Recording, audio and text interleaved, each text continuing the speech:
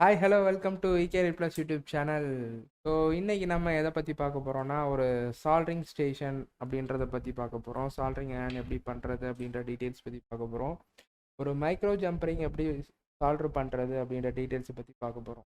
So இன்றைக்கி நம்ம பார்க்க போகிறது இந்த மாதிரி ஒரு கனெக்டர்ஸை எப்படி நம்ம ஜம்பரிங் அடிக்கிறது அப்படின்ற ஒரு டீட்டெயில்ஸ். அதாவது மைக்ரோ சால்ட்ரிங்கை வச்சு ஆல்ரெடி இது எடுத்திருக்காங்க. ஸோ இந்த கனெக்டரில் எனக்கு ஜம்பரிங் ப்ராசஸ் எப்படி பண்ணுறது அப்படின்ற டீட்டெயில்ஸ் வந்து என்ன பண்ண போகிறோம், பார்க்க போகிறோம். இதுக்கு வந்து பிபி கனெக்டர்னு சொல்லுவாங்க, போட் டு போட் கனெக்டர்னு சொல்லுவாங்க. கனெக்டராக இருக்கட்டும், கேமரா கனெக்டராக இருக்கட்டும், இல்லை டச் பேட் கனெக்டராக இருக்கட்டும், இல்லை சென்சார் கனெக்டராக இருக்கட்டும், எது வேணாலும் இருக்கட்டும், அது வந்து ஒரு பிபி கனெக்டர் அப்படின்னு சொல்லி சொல்லுவாங்க. போட் டு போட் கனெக்டர் அப்படின்னு சொல்லி சொல்லுவாங்க. ஓகேவா? ஸோ இந்த போட் டு போட் கனெக்டர் லைனில் அதோட ட்ராக் செக்ஷனில் எனக்கு ஏதாச்சும் ப்ராப்ளம் ஆச்சு அப்படின்னா கண்டிப்பாக எனக்கு என்ன ஆகாதுன்னா அவுட்புட் செக்ஷனில் வராது. என்ன மாதிரி கம்ப்ளைண்ட் வரும் சார்? இதை மேஜராக பார்த்தீங்கன்னா ஆன் ஆகும், டிஸ்பிளே வராது, இல்லை ஆன் ஆகும், டிஸ்பிளே வரும், பேக் லைட் எரியாது. இந்த மாதிரி கம்ப்ளைண்ட்ஸஸ் வந்து இந்த பிபி கனெக்டரை ரிமூவ் பண்ணி ஃபிக்ஸ் பண்ணும் போதோ, இல்லாட்டி இந்த பிபி கனெக்டரில் ப்ராப்ளம் இருக்கும் போதோ இந்த மாதிரி கம்ப்ளைண்ட்ஸ் வரும். ஸோ அந்த ஸ்கிமேட்டிக் மூலியமாக ஐடென்டிஃபை பண்ணி அதோட ட்ராக் செக்ஷனை கண்டுபிடிச்சி ஜம்பரிங் அடித்தோம் அப்படின்னா அந்த வேலை எனக்கு என்ன ஆயிரும்னா ஃபினிஷ் ஆகிரும். ஓகேவா? ஸோ இந்த மாதிரி தான் ஒரு மொபைல் ஃபோன் லைனில் இந்த கனெக்டர்ஸ் லைனை ஃபைண்ட் அவுட் பண்ணுறது. நான் யூஸ் பண்ணக்கூடிய மைக்ரோஸ்கோப்பை வச்சு எனக்கு தெளிவாக தெரியுது. இந்த மாதிரி ஜம்பரிங் அடிக்கிறதுக்கு கண்டிப்பாக எனக்கு என்ன வேணும்னா மைக்ரோஸ்கோப் வேணும். மைக்ரோஸ்கோப் இல்லாமல் எனக்கு இந்த மாதிரி ட்ராக் ஜம்பரிங்லாம் அடிக்க முடியாது, ஐசி ஜம்பரிங்ஸ் எல்லாமே அடிக்க முடியாது. Okay fine. நான் என்னென்ன டூல்ஸ் வச்சுருக்கேன் அப்படின்றத காமிக்கிறேன் உங்களுக்கு. 0.1 mm ஜம்பரிங் வேர் நான் வச்சுருக்கேன். ஸோ இது வந்து பார்த்தீங்கன்னா எனக்கு ரெட் கலரில் இருக்கும், இது வந்து எனக்கு கோல்டன் கலரில் இருக்கும். ஸோ இந்த இதுக்கும் என்ன டிஃப்ரென்ஸ் அப்படின்னா, இது கொஞ்சம் ஸ்டிஃபாக இருக்கும், ஈஸியாக எனக்கு ஆகாது. இது கொஞ்சம் எனக்கு ஈஸியாக எனக்கு வந்துடும் இந்த கனெக்டர் யூஸ் பண்ணிங்கன்னா. இந்த கனெக்டருக்கு மேலே வந்து பார்த்தீங்கன்னா ஒரு இன்சுலேஷன் லேயர், இந்த ரெட் கலரில் இருக்குல்ல, ஒரு இன்சுலேஷன் லேயர்னு சொல்லுவாங்க. இந்த லேயரை நம்ம லைட்டாக சுரட்டிட்டு தான் என்ன பண்ணோம்னா ஜம்பரிங் அடிக்க வேண்டியதாக இருக்கும். அப்படி இல்லை அப்படின்னா நம்மளுக்கு அந்த இடத்துல ஃபோல்டாக உட்காராது. ஓகேவா? ஸோ அந்த ஒரு செக்ஷனுக்காண்டி இதை நம்ம கொஞ்சம் லைட்டாக சுரண்ட வேண்டியதாக இருக்கும். இதுலேயும் அதே மாதிரி தான் இன்சுலேஷன் கொடுத்துருப்பாங்க. ஏன் அப்படி கொடுத்துருக்காங்கன்னா, நம்ம ஜம்பரிங் அடிக்கும் போது அதுக்கு இடையில காம்பனண்ட் கண்டிப்பாக இருக்கும். அந்த காம்பனண்ட்டுக்கு மேலே பட்டுச்சு அப்படின்னா இன்கேஸ் இது வழியாக போகக்கூடிய வோல்டேஜ் வந்து அதில் பட்டு ஷார்ட் ஆகிறதுக்கு சான்சஸ் அதிகமாக. இதுக்கு மேலே என்ன பண்ணியிருப்பாங்கன்னா இன்சுலேஷன் லேயர் வந்து கொடுத்துருப்பாங்க. ஸோ அடுத்து சால்ட்ரிங் லெட், SWG22 அப்படின்ற சால்ட்ரிங் லெட். இந்த SWG22, 23 அப்படின்னு கூடிக்கிட்டே இருந்துச்சு அப்படின்னா கண்டிப்பாக இந்த லெட்டோட டைமென்ஷன் எனக்கு என்ன ஆகும்னா கூடும். அதே சேம் டைம் வந்து பார்த்தீங்கன்னா லெட் ஃப்ரீ லெட் அப்படின்னு சொல்லி சொல்லுவாங்க. லெட் ஃப்ரீ லெட் அப்படின்றது என்னென்னா, இந்த இடத்துக்குள்ளே, அதாவது இதுக்குள்ளே ஃப்ளக்ஸ் வச்சுருப்பாங்க. இதோட திக்னஸ் வந்து அதிகமாக இருக்கும். எப்பயுமே ஒரு போர்டில் நீங்கள் சால்டர் பண்ணுறீங்கனாலோ இல்லை ஒரு காம்பனண்ட் எடுக்கிறீங்கனாலோ அது எடுக்கும் போது கண்டிப்பாக அந்த இடத்துல சால்டரிங் பேஸ்ட் என்ன பண்ணுவீங்கன்னா அப்ளை பண்ணுவீங்க. ஸோ அந்த லெட் ஃப்ரீ லெட் அப்படின்னும் போது அந்த இடத்துல நீங்கள் என்ன பண்ண வேண்டியது இல்லைன்னா பேஸ்ட் அப்ளை பண்ண வேண்டியது இல்லை. ஸோ அதுக்குள்ளேயே எனக்கு என்ன இருக்கும்னா லெட்டு உள்ளக்க இருக்கும், அதாவது பேஸ்ட் வந்து உள்ளக்க இருக்கும். ஜஸ்ட்டு நீங்கள் வைக்கும் போதே நிறையா லெட்டு வந்து ஃபார்ம் ஆகி பேஸ்ட் வந்து ஃபார்ம் ஆகி ஈஸியாக எனக்கு என்ன ஆயிரும்னா அந்த கனெக்டர்ஸ் வந்து ரிமூவ் ஆகி இது வச்சுருக்கேன். அடுத்து சால்டரிங் அயன் வந்து என்ன வச்சுருக்கேன் அப்படின்னா 2 விதமான சால்டரிங் அயன் வச்சுருக்கேன். வந்து ஹொக்கி 636D+ அப்படின்ற ஒரு சால்டரிங் அயன் வச்சுருக்கேன். ஓகேவா? ஸோ இது எனக்கு மேக்ஸிமம் 400 டிகிரி செல்சியஸ் முடிய போகும். ஸோ இதோட ஹெட்டு வந்து அதாவது சால்டரிங் டிப்பு வந்து பார்த்துட்டிங்கன்னா இந்த மாதிரி தான் இருக்கும். ஸோ இதை வந்து சால்டரிங் அயன்றதை விட சால்டரிங் ஸ்டேஷன் அப்படின்னு சொல்லி சொல்லுவாங்க. நான் காமிக்கிறது வந்து சால்டரிங் ஸ்டேஷன் அப்படின்னு சொல்லி சொல்லுவாங்க. ஏன் எதுக்காண்டி இந்த மாதிரி ஒரு டெம்பரேச்சர் ரேஞ்ச் டிஃப்ரென்ஸ் பண்ணுறதுக்காண்டியும் இங்கே ஒரு ஃப்ளோ சார்ட் எதுக்காண்டி கொடுத்துருக்காங்கன்னா, ஒரு எஸ்எம்டி காம்பனண்ட் எடுக்கிறீங்கன்னா கண்டிப்பாக அந்த எஸ்எம்டி காம்பனண்ட் லைனில் எவ்வளோ ஹீட் அண்டு டெம்பரேச்சர் மெயின்டைன் பண்ணணும் அப்படின்ற ஒரு சார்ட் இருக்குது. EIA ஸ்டாண்டர்ட் இருக்குது, எலக்ட்ரானிக்ஸ் இண்டஸ்ட்ரியல் அசோசியேஷன் EIA ஸ்டாண்டர்டுன்னு சொல்லுவாங்க.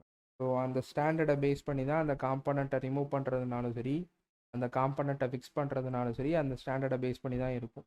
ஸோ இந்த இடத்துல அந்த காம்பனண்ட்டுக்கு இவ்வளோ தான் நான் சால்டரிங் ஹீட்டு வைக்கணும், இவ்வளோ தான் சால்டரிங் டெம்பரேச்சர் வைக்கணும் அப்படின்ற ஒரு சார்ட் இருக்குது. அதை பேஸ் பண்ணி தான் என்ன பண்ணுவாங்கன்னா வைப்பாங்க. பட் சர்வீஸ் பர்சன்ஸோ இல்லை ஆல்ரெடி சர்வீஸ் பண்ணிட்டு இருக்கவங்களோ அதை பேஸ் பண்ணி யாரும் வைக்கிறதில்ல. அப்போ எப்படி சார் உங்களுக்கு தெரிஞ்சுன்னா இண்டஸ்ட்ரீஸ் லைனில் இதுதான் யூஸ் பண்ணிட்டு இருக்காங்க. ஸோ ஒன்ஸ் நீங்கள் முடிச்சுட்டு ஷாப் வைக்கிறதுனாலும் வைக்கலாம் 100%. அப்படி இல்லாட்டி இண்டஸ்ட்ரீஸில் போய் கூட நீங்கள் ஒர்க் பண்ணலாம். ஸ்டார்டிங் பேக்கேஜே உங்களுக்கு அரௌண்ட் 20K ப்ளஸ் தருவாங்க. ஒன்லி டிகிரி கிராஜுவேட் ப்ளஸ் இந்த மாதிரி ஒரு எக்ஸ்ட்ரா கோர்சஸ் படிச்சிட்டிங்க, மொபைல் ஃபோன் ரிலேட்டடாவோ இல்லை லேப்டாப் ரிலேட்டடாவோ படிச்சிட்டிங்க அப்படின்னா கண்டிப்பாக உங்களுக்கு பேக்கேஜஸ் அதிகமாக இருக்கும். ஓகேவா?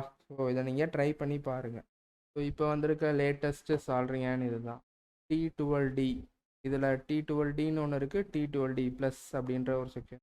ஸோ இதில் நம்மளோட சால்ரிங் அண்ட் பிட்டு வந்து கொஞ்சம் டிஃப்ரெண்ட்டாக இருக்கும். இந்த மாதிரி இருக்கும். ஒரு 3 டைப்பில் கொடுப்பாங்க. நைஃப் டைப்பில் ஒன்று கொடுப்பாங்க.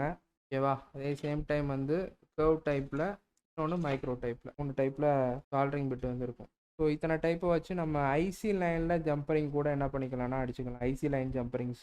ஸோ உங்களுக்கு இஎம்எம்சி கிளாஸ்லேருந்து நார்மல் ஹார்ட்வேர் செக்ஷன் படிக்கிறீங்க அப்படின்னா இந்த மாதிரி டூல் கிட்ஸை யூஸ் பண்ணி தான் நீங்கள் படிக்கிறீங்க. டூல் கிட்ஸை யூஸ் பண்ணி தான் நாங்கள் சொல்லி கொடுத்துட்ருக்கோம்.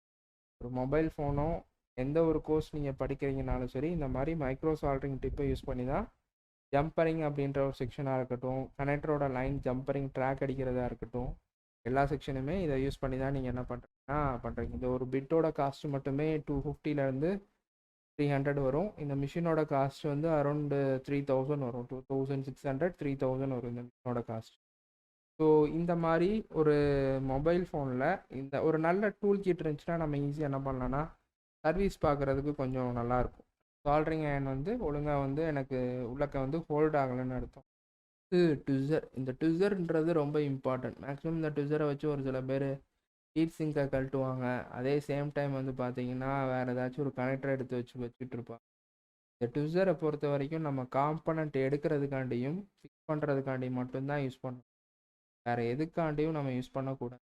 மைக்ரோ ஜம்பரிங்லாம் அடிக்கிறீங்க, ட்ராக் ஜென்ரேட் பண்ணுறீங்கன்னா அதோட ட்விஸரோட டிப்பு இன்னும் கொஞ்சம் ஷார்ப்பாக இருக்கும். அதுக்கு ஒரு சில டைமென்ஷன்ஸ். அதை எடுத்துகிட்டு நீங்கள் போயிட்டு காம்பனண்ட்டை ரிமூவ் பண்ணி ஃபிக்ஸ் பண்ணுறதுக்கு யூஸ் பண்ணிட்டு இருந்தீங்கன்னா அந்த ஷார்ப்பு டிப்பு சீக்கிரமாக எனக்கு டேமேஜ் ஆயிரும். ஒரு டிப்போட காஸ்ட் மட்டுமே மினிமம் 500 to 600 ரேஞ்சஸ் வந்து சொல்லுவாங்க. ஸோ எல்லா விதமான எக்யூப்மெண்ட்ஸுமே உங்களுக்கு இண்டிவிஜுவலாக உங்களோட ஸ்டேஜில் எல்லாமே இருக்கும். அதே மாதிரி நான் யூஸ் பண்ணக்கூடிய மைக்ரோஸ்கோப் என்ன அப்படின்னா இதான் நான் யூஸ் பண்ணக்கூடிய மைக்ரோஸ்கோப் 45X வித் கேமரா அட்டாச்சோடு இருக்குது. ட்ரைனாக்குலர் மாதிரி கேமரா அட்டாச்சோட கொடுத்துருக்கேன் நான். இங்கே ஒரு கனெக்டர் இந்த லைன் கிட்ட போகுது, பிசி கனெக்டர். ஓகேவா? இந்த லைன் தாண்டி இங்கே வந்து நிற்கிது. ஸோ இந்த இடத்துல இந்த லைன் எனக்கு கட் ஆயிடுச்சு அப்படின்னா இங்கே தான் நான் வந்து என்ன ஆகணும்னா ஜம்பரிங் அடிச்சாகணும். இந்த லைன் எனக்கு கட் ஆயிடுச்சு அப்படின்னா இதான் நான் வந்து என்ன ஆகணும்னா ஜம்பரிங் அடிச்சாகணும்.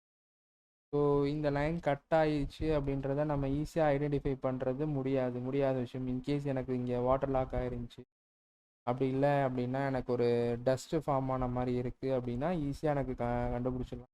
இன்கேஸ் அந்த மாதிரி எதுவுமே இல்லாமல் இருக்குன்னா என்னால் கண்டுபிடிக்கிறது கொஞ்சம் கஷ்டமான விஷயம்.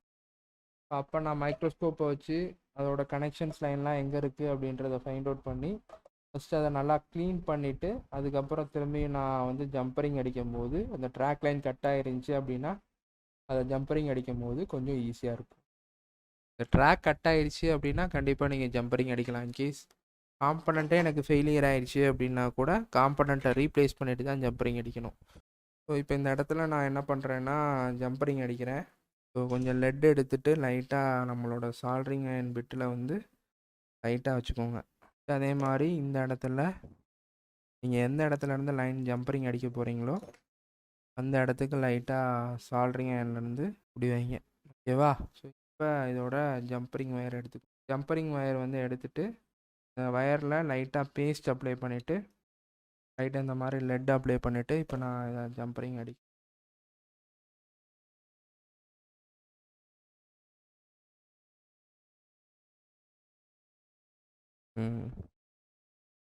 இந்த மாதிரி தான் ஜம்பரிங் அடிக்கணும். இப்போ இன்கேஸ் நான் இதிலேருந்து இப்போ வேறு காம்பனண்ட்டுக்கு வேறு மைக்ரோ காம்பனண்ட்டுக்கு நான் அடிக்கிறதுனாலும் சரி இன்னொரு மைக்ரோ காம்பனண்ட்டுக்கு மேலே கரெக்டாக வச்சு நான் ஜம்பரிங் அடிக்க வேண்டியதாக இருக்கும்.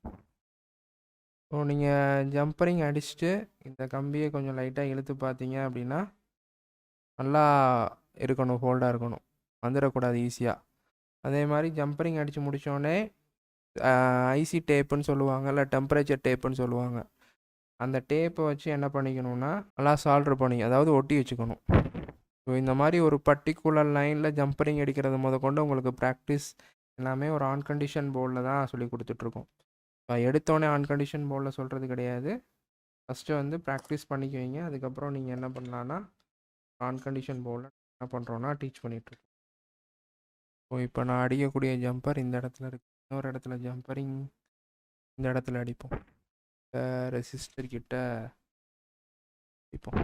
ஓகேவா?